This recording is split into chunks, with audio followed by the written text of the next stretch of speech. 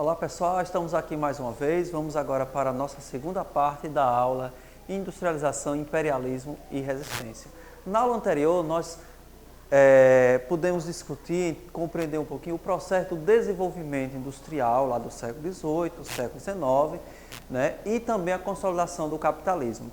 E agora nós vamos buscar compreender qual a relação que existe entre esse desenvolvimento industrial e capitalista do século XVIII e século XIX e as práticas imperialistas, né, ou neo-imperialista, neocolonialista do século XIX pelas principais potências econômicas europeias e de outras partes do mundo, como os Estados Unidos e também o Japão, né, que vão impactar diretamente na realidade de uma nova parte do mundo, que não é tão nova, né, mas aonde vai sofrer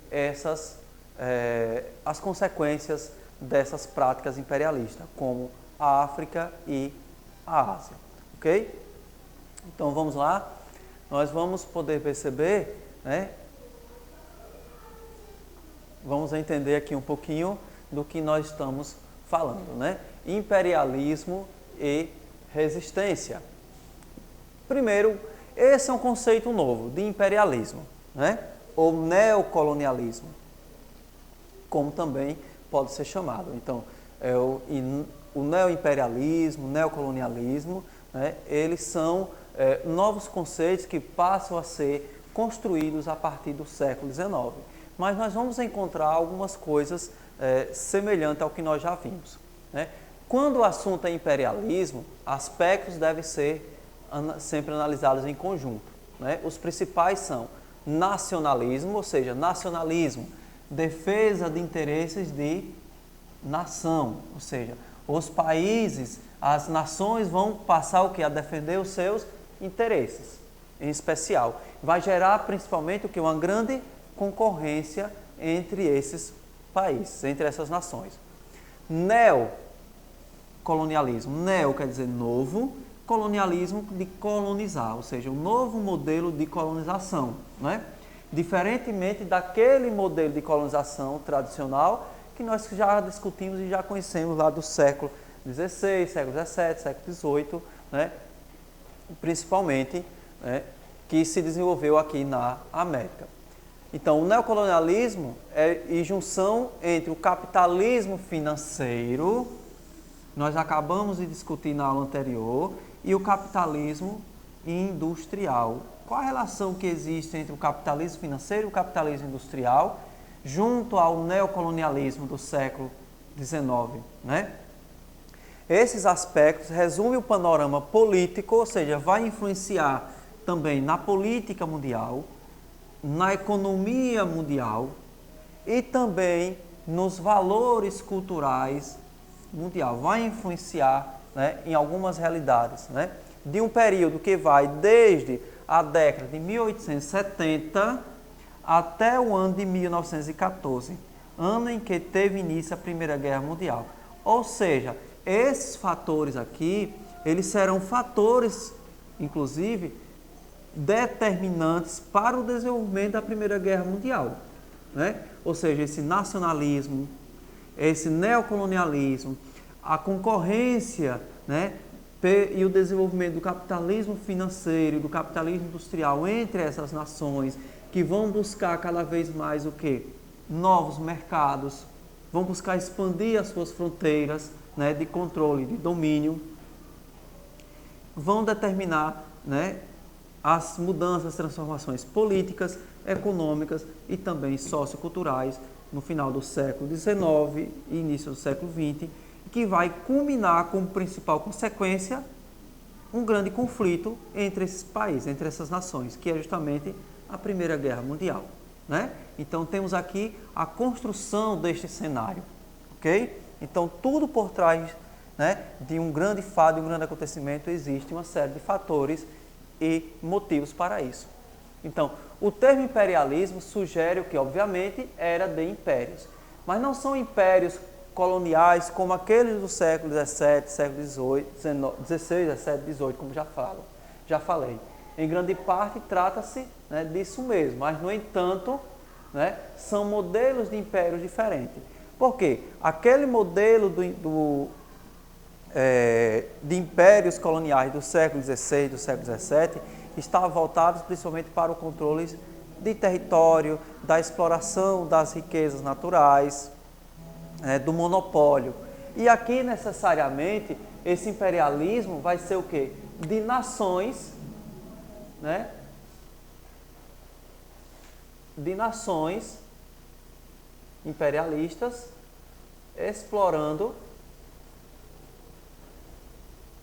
outras nações, né? Ou povos.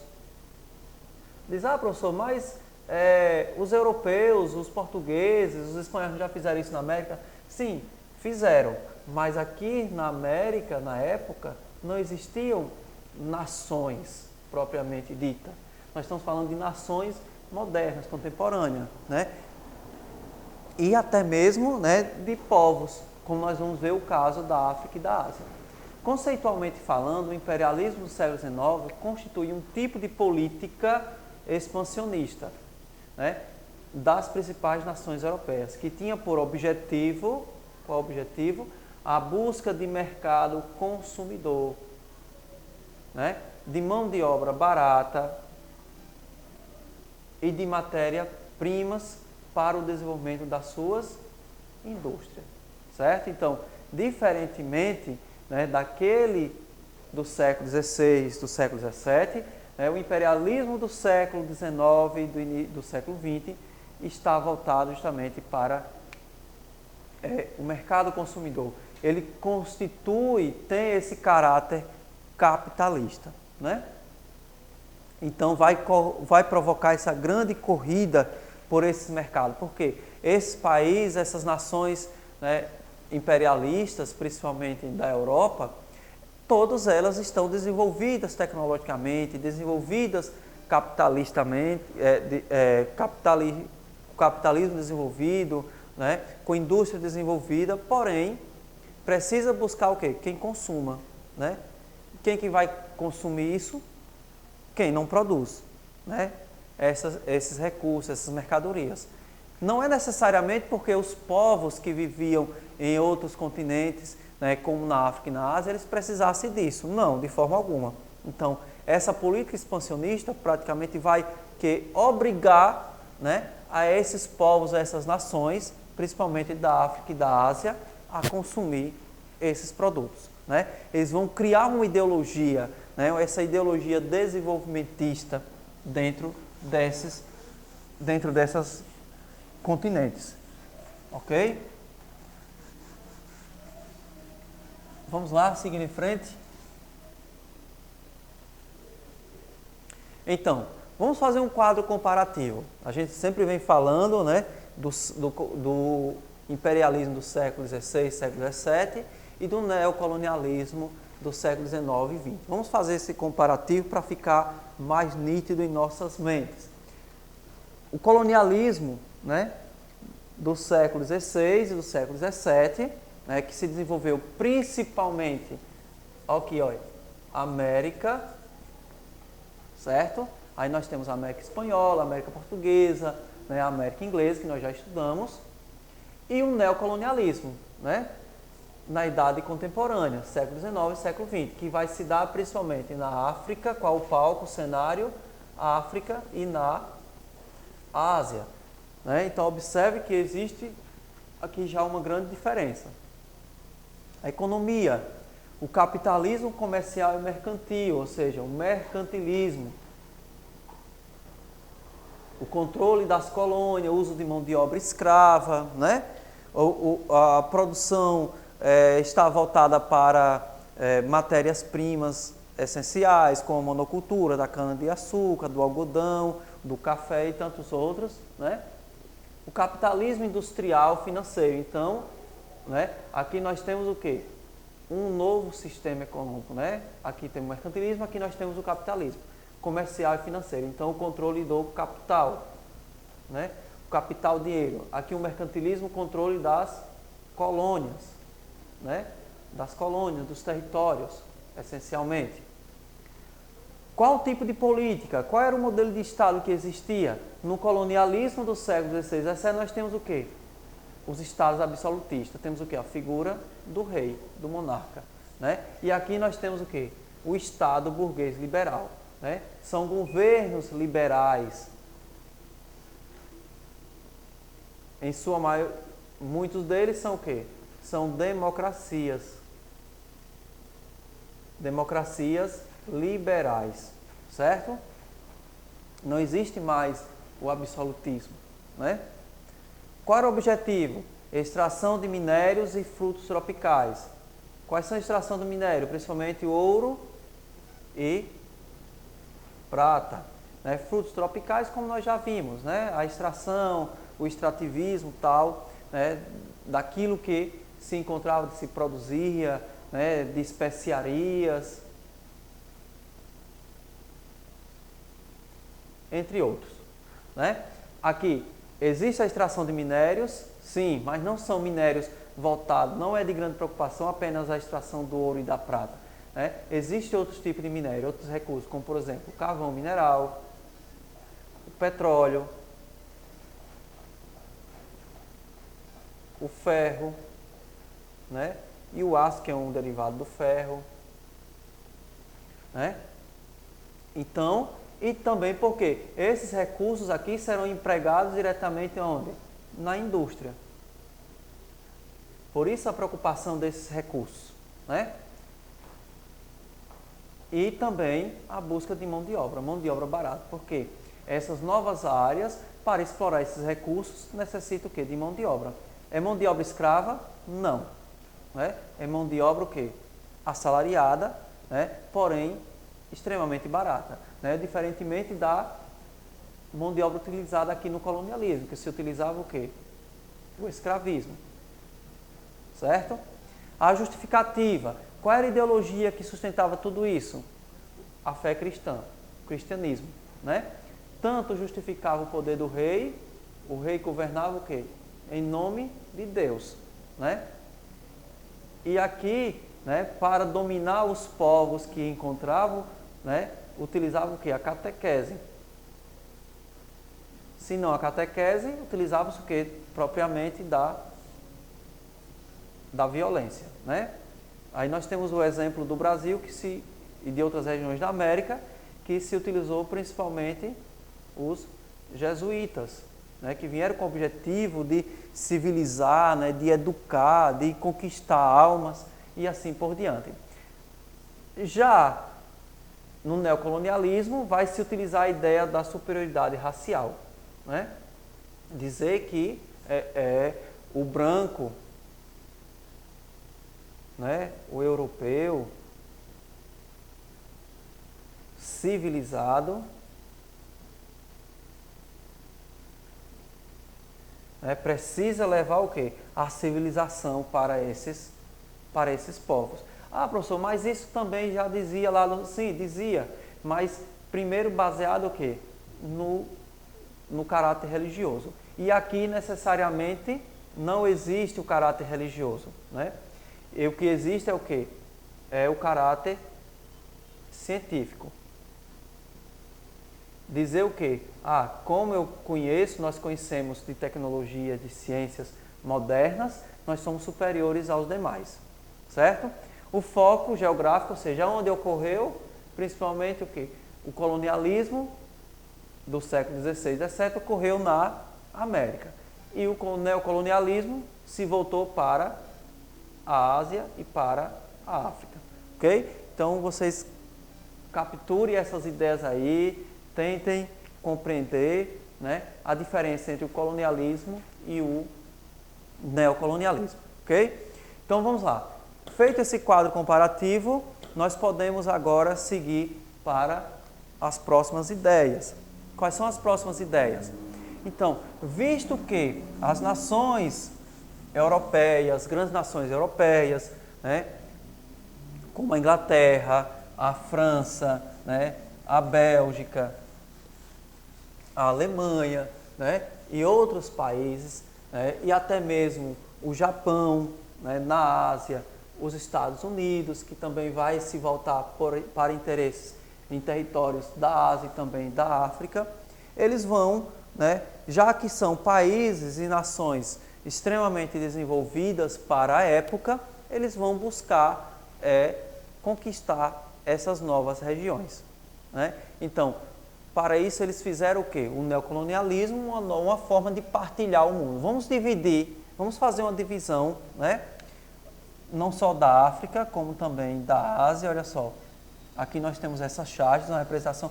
É como se o mundo fosse uma pizza, né? E que precisasse ser dividido entre esses países, essas grandes potências imperialistas. Então, esse fenômeno de expansão dos países europeus teve início a partir do momento em que, após revoluções burguesas do século XVII e XVIII e da formação das nações modernas na Europa, como a Grã-Bretanha, a Alemanha, Itália e França, Estados Unidos na América e o Japão na Ásia, houve um intenso processo de industrialização desses países. A industrialização gerou, por conseguinte, uma forte concorrência entre as nações, que passaram a disputar territórios e estabelecer suas fronteiras, com exércitos modernizados e uma sofisticada diplomacia. Esse processo acentuou gradualmente o caráter nacionalista dos países. Então, quem eram essas nações aí do século XIX, principalmente do século XVIII e XIX, né? Na Europa nós temos a Grã-Bretanha, agora entenda aqui como Reino Unido, Inglaterra, Alemanha, Itália e França. Na América nós temos os Estados Unidos, na América, e o Japão na Ásia, certo? O que era que esses países tinham em comum em pleno século XIX, né? Final do século XIX? A industrialização. Eram países considerados já desenvolvidos industrialmente. E o que era que eles tinham entre si? Uma forte concorrência. Eles queriam o quê? Mercados para o quê? Poder comercializar, para poder vender não somente os seus produtos, como também adquirir novas matérias-primas. Então eles passaram o quê? A disputar territórios, né? E que por sua vez se dava por meio de guerras? Não, a princípio não deu guerras. Deu o quê? Utilizava o quê? Uma diplomacia, ou seja, de forma de consensual, eles tentavam sentar, tentavam discutir para dividir o quê? Essas novas fronteiras, esses novos territórios, né? E todos eles com o quê? Com um caráter nacionalista. Professor, mas a Primeira Guerra Mundial? Sim, a Primeira Guerra Mundial levou em consequência de tudo isso. Por quê? Causou um grande desentendimento entre a maioria dessas nações, né, que concorriam cada vez mais entre si e, por consequência, como eles não conseguiram mais manter a diplomacia, acabou gerando o quê? A Primeira Guerra Mundial. Isso aí nós vamos discutir um pouquinho mais adiante, ok? Então vamos lá? Então nós teremos o quê?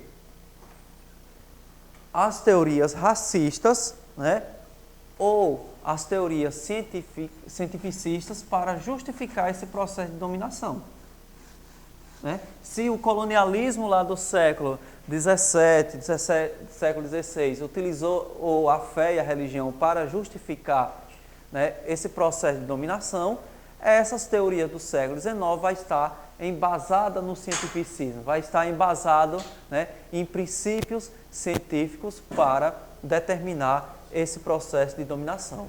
E aí nós temos o que? O chamado darwinismo social e o evolucionismo social, que serão o quê? Duas correntes de pensamentos, né?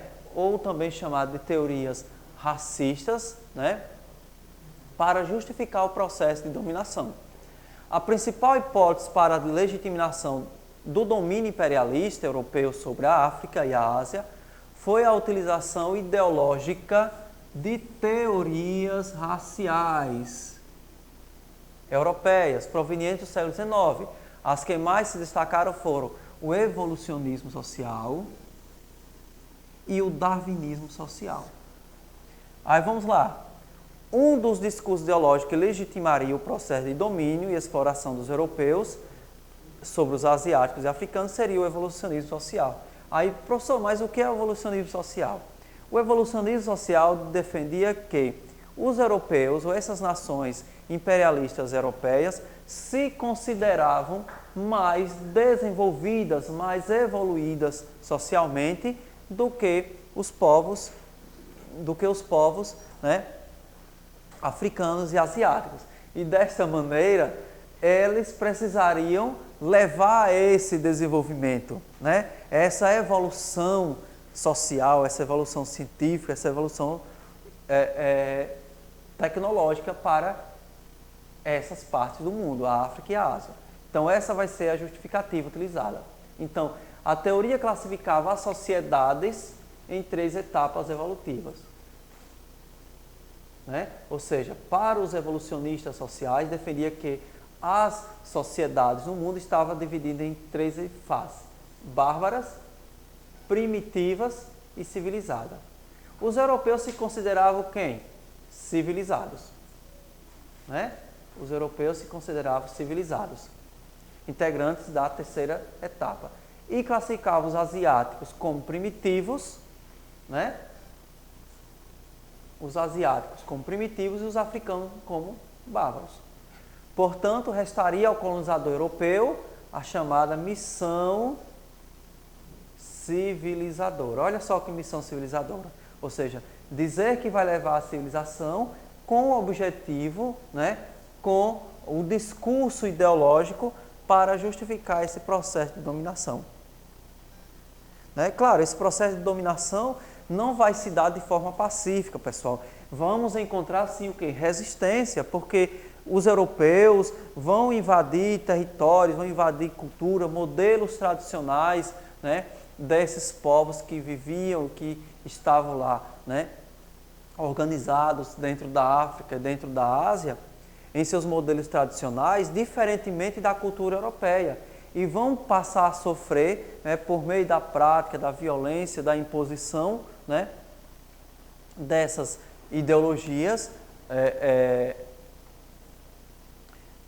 de teorias raciais para justificar essa missão civilizadora dos imperialistas neocolonizadores. Né? Então, isso vai levar a uma série de conflitos. E, por consequência, nós já sabemos o desfecho. Quem vai sofrer as consequências negativas de tudo isso são os povos, as culturas tradicionais africanas e asiáticas. E vamos ver isso mais adiante. Então, vejamos, né? Temos aqui um exemplo, o darwinismo social.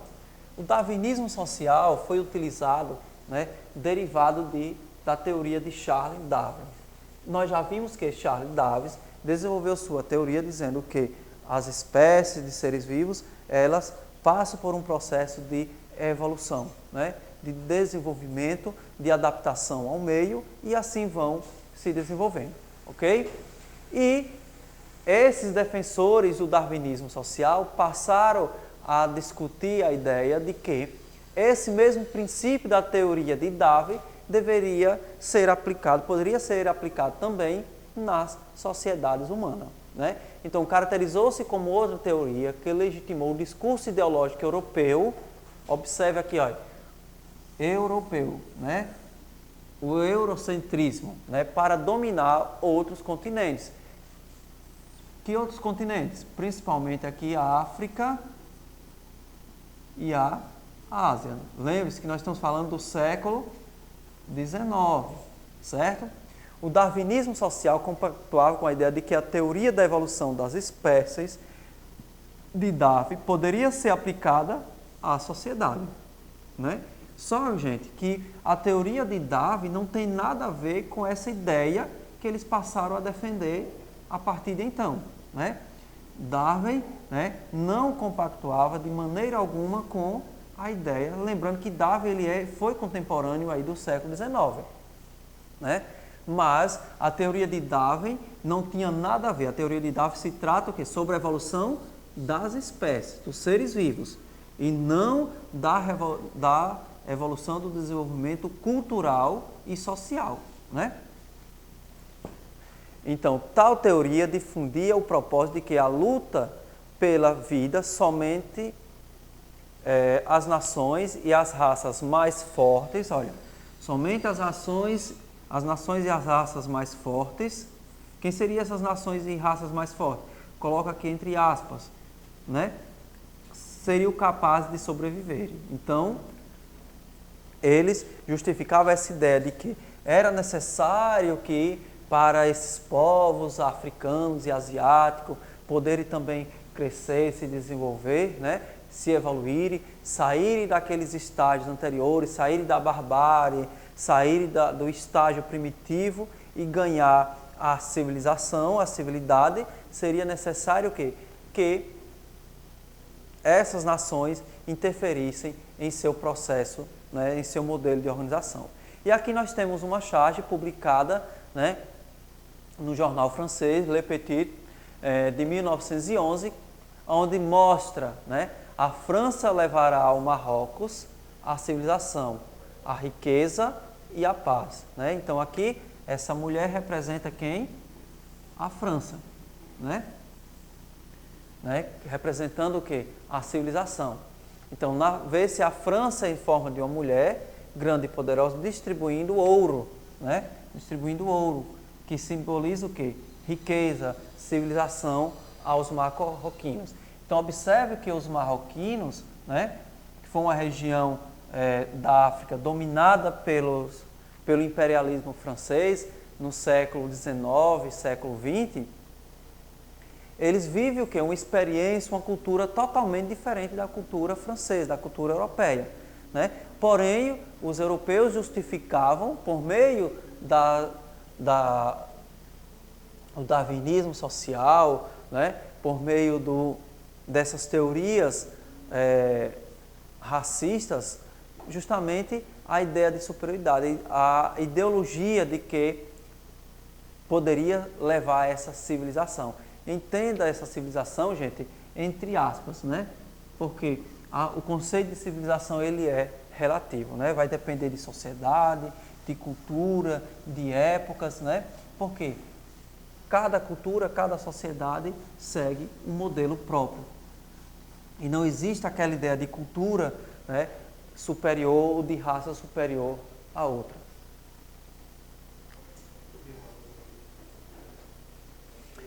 Então, nós temos aqui o Fardo do Homem Branco. Né? O Fardo do Homem Branco foi um poema escrito pelo poeta inglês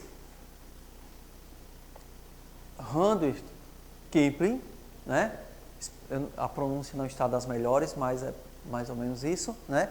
Onde ele escreveu sobre esse processo de dominação, né, da prática imperialista exercida pelas potências do século XIX, da Europa, né, na África e na Ásia.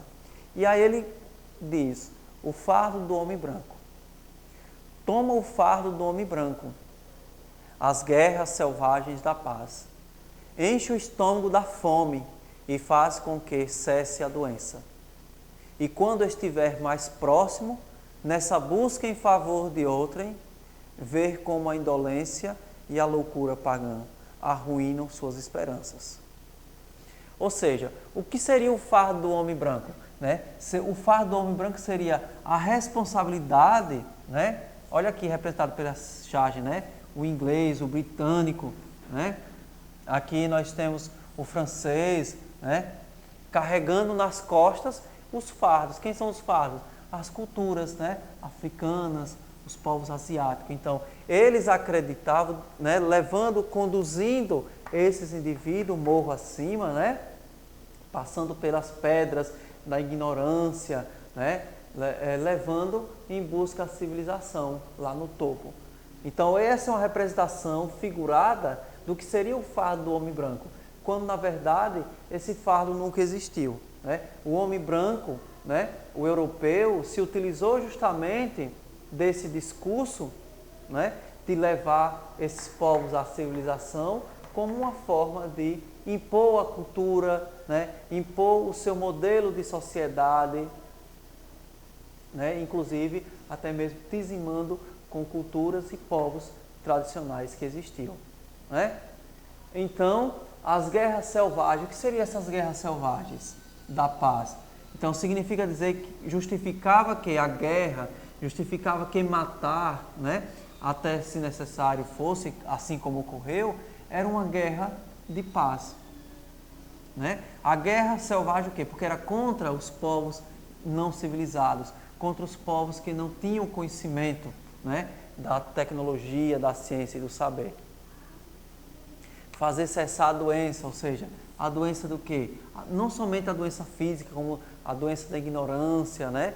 a doença da não civilização. Essa era a forma como os europeus enxergavam, né, aquela realidade. Então, essa maneira, esse fardo do homem branco, na verdade, era uma justificativa, né, que os povos, que os europeus se utilizaram para justificar esse processo de dominação. Ok? Então, nós vamos ter as teorias raciais no Brasil. Então, porque eu trago também essa informação para vocês, que essas ideias não ficaram restritas somente na Europa, né? Não foram introduzidas apenas na África e na Ásia, também vieram aqui para o Brasil. E isso vai ser justificado, inclusive, pelo processo de escravização, de escravidão que ainda existia aqui no Brasil, em pleno século XIX. Nós acabamos de falar, já acabamos de discutir um pouco aí sobre o Brasil Império e vimos que a escravidão foi algo presente no Brasil, né, e que deixou fortes consequências aí em nossa realidade, em nossa história. Ao longo do século XIX, a escravidão foi a grande questão do Brasil, tratada por alguns como uma instituição arcaica, o desenvolvimento que atrapalhava o desenvolvimento econômico e social. Além disso, ainda era um empecilho à imigração europeia. Então, a imigração europeia era vista como uma forma de trazer a civilização para o Brasil. E que a presença, né, do negro no Brasil, ele era um empecilho para o desenvolvimento. Findado o sistema escravista, o problema agora não era mais a escravidão, ou seja, é como se ao fim da escravidão tivesse resolvido o problema, né? Então não era mais a escravidão o problema, como instituição retrógrada, mas os negros e seus descendentes desclassificados. Olha só, os negros e seus descendentes desclassificados e raças inferiores. Veja só a ideia, né, de preconceito que como os negros eram tratados e que passaram a ser ainda mais preconceituados. Antes, eles eram vistos de forma negativa porque eram escravos. Agora, eles eram vistos de forma negativa não só pelo fato de serem ex-escravos, mas pelo fato de serem negros e considerados desclassificados enquanto raças superiores. Então, nós carregamos na história, na construção histórica e social do nosso país, né, essas ideias aqui fundadas lá no século XIX. A questão racial no Brasil, né, tornou-se tão forte no final do século XIX que se acreditou que com a entrada maciça de imigrantes europeus no país, a população brasileira ao longo do tempo iria se embranquecer, ou seja, a teoria do branqueamento, nós já falamos sobre isso, né? Então, embranquecer o Brasil, né, trazer imigrantes. Lembra que os imigrantes europeus vieram para o Brasil, principalmente em meados do século XIX em diante, para trabalhar em lavouras de café e outras mais. Do início do século XIX em diante veio também imigração italiana, japonesa, tal. Então, esse processo de embranquecer, que passa a ser também incentivado pelo próprio governo brasileiro, tinha como objetivo o quê? Acabar com os negros desclassificados, né, e seus descendentes considerados raças também inferiores. Gente, essa é uma ideia do século XIX, início do século XX, que hoje em dia não está mais em voga, mas a gente precisa compreender essa realidade daquela época. Os debates que mobilizaram a intelectualidade brasileira no século XIX e começo do século XX expressam a medida da dificuldade de se formular, à época, interpretações do país e, sobretudo, de sua composição étnica. Olha só, compreender o Brasil na composição étnica de diversos povos, diversas raças, diversas culturas, né? Que não tivesse uma forte carga racista. Ou seja, o racismo era visto como algo negativo e que é visto como algo negativo nos dias de hoje. Mas, naquela época, compreende-se aqui como racismo que a presença do negro, né, ou dos mestiços, seus descendentes, era algo negativo. Então, a tese do branqueamento baseava-se na presunção da superioridade branca, às vezes pelo uso dos eufemismos, raças. O que é eufemismo? Utilizar termos, né, para designar, né, aqueles que poderiam ser superiores ou inferiores, mais adiantados. E pelo fato de ficar em aberto a questão de ser a inferioridade inata. Ou seja, os negros eram considerados inferiores de forma inata, ou seja, já nasciam inatos, eram inferiormente inatos por causa de sua condição de ser negro. A suposição juntava-se mais duas. Primeiro, a população negra diminuiria progressivamente em relação à branca, ou seja, com o processo de branqueamento, a ideia era o quê? Diminuir, né, a população negra.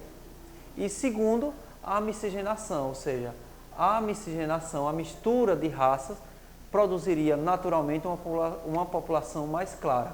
Em parte porque o gene branco era mais forte e em parte porque as pessoas procurassem parceiros mais claros. Ou seja, a ideia de branquear a população seria dizer que com pessoas mais brancas ou de cor mais clara, poderia produzir ou gerar uma sociedade mais desenvolvida, né? Visto que a cor negra, ou indivíduo descendente de negro, era considerado inferior, né? Então essa é uma ideia extremamente preconceituosa aí do século XIX, que vigorou no Brasil aí do século XIX, né?